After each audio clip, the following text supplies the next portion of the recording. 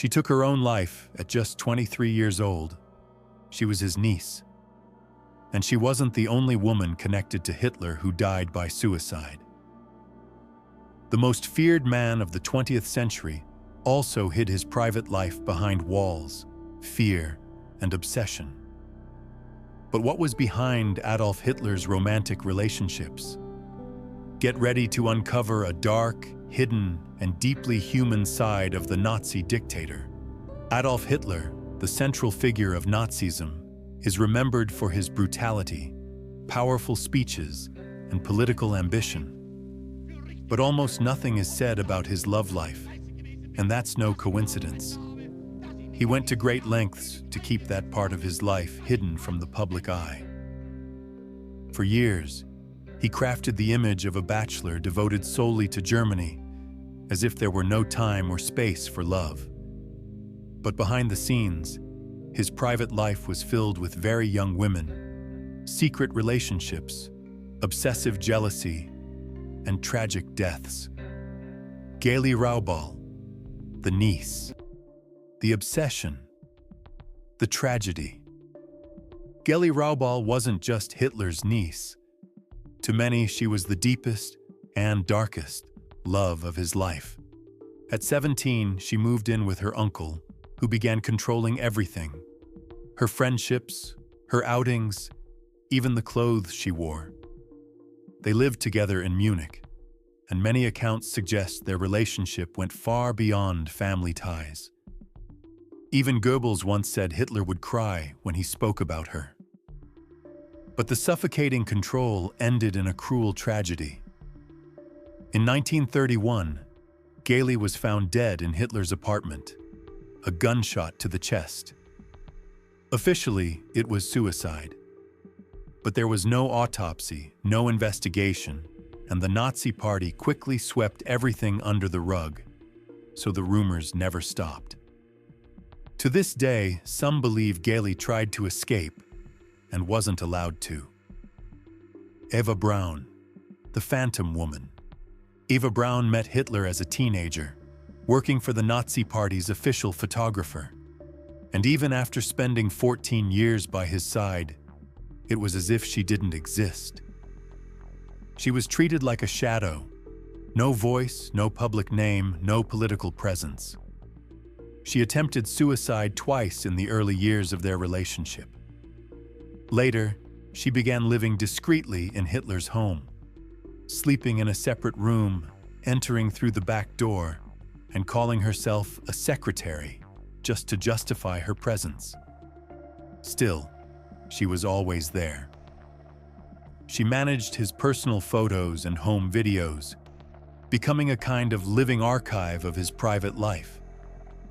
They only married in 1945, one day before they died together in the bunker, when everything was already collapsing. Love? Maybe. But more than anything, it was a pact of silence, submission, and loyalty. Maria Reiter, the teenager and the ghost. Maria Mitzi Reiter met Hitler when she was just 16. He was already 37.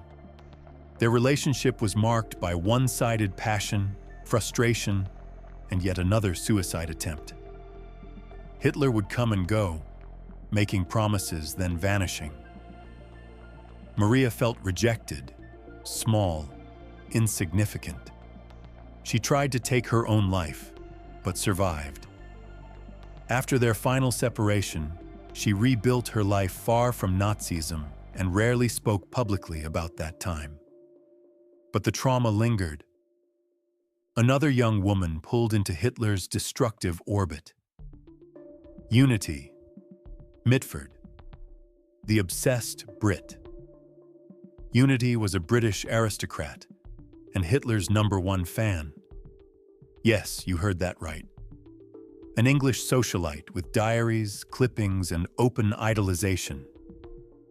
She moved to Munich just to be near him. Between 1935 and 1939, they met often, fueling rumors of an intimate relationship. When war broke out, Unity was devastated. She attempted suicide, a gunshot to the head. She survived, but with serious brain damage. She spent the rest of her life in seclusion. To this day, her story remains one of the strangest and most disturbing in Hitler's inner circle. Renate Müller, the actress in Freefall. Renate was a famous actress in Nazi Germany, and it's said she had a brief affair with Hitler. But unlike the others, she didn't bow to his control. She quickly fell out of favor, was sent to a sanatorium, and died under mysterious circumstances after falling from a window. Once again, death. Another woman connected to Hitler whose story ended in silence, mystery, and tragedy. The psychology of control. Relationships as domination. Hitler's personality was defined by absolute control. He didn't just command armies, he tried to control emotions too. His relationships weren't built on mutual exchange, but on submission. To him, the ideal woman was discreet, obedient, and invisible. That may explain why so many of the women in his life lived in the shadows, denied any public role. He manipulated, pushed them away, then pulled them back in, always maintaining emotional power as if it were part of his territory. Love, when it existed, came with walls and restrictions. No room for autonomy or equality. This need for dominance was paired with near-total emotional repression. Hitler rarely showed affection, tenderness, or vulnerability.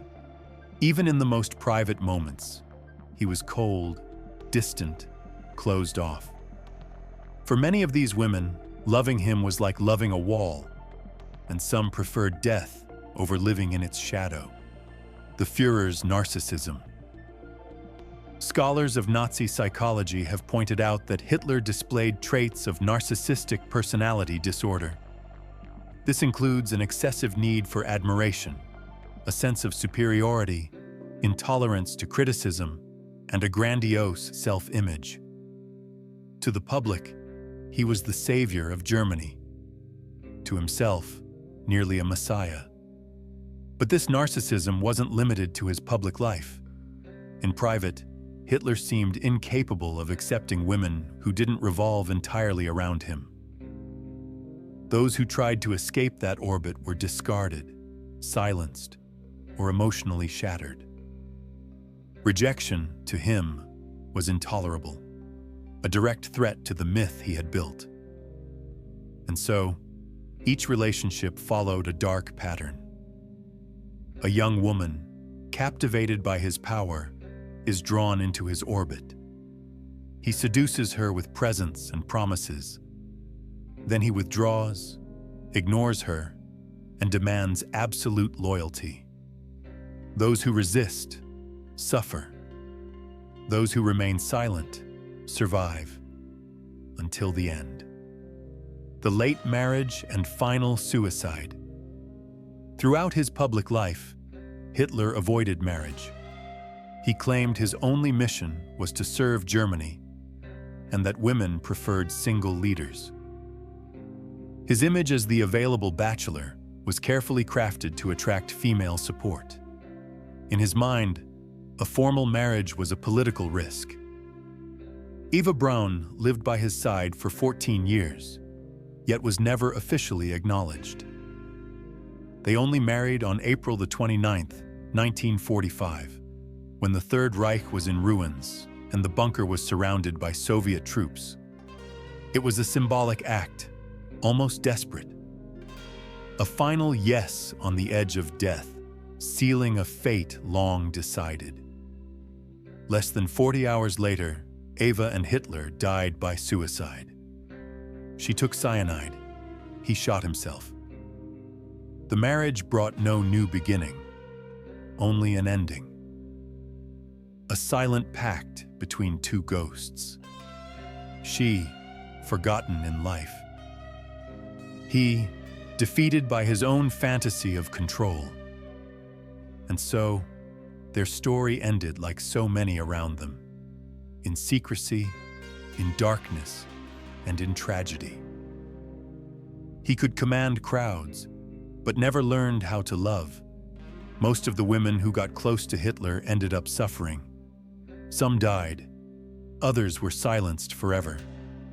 If this story resonated with you, don't forget to like, share, and subscribe. It helps our channel grow and brings more untold history your way. Now we want to hear from you. Where are you watching from?